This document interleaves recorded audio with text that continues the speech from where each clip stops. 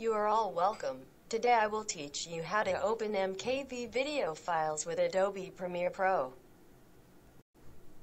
When you try to open MKV video files directly with Adobe Premiere Pro, you will get an error message.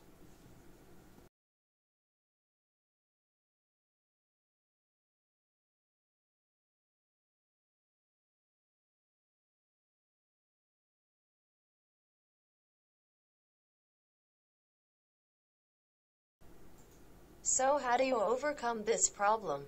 Firstly, in the View tab, disable the Hide Extensions button for known file types.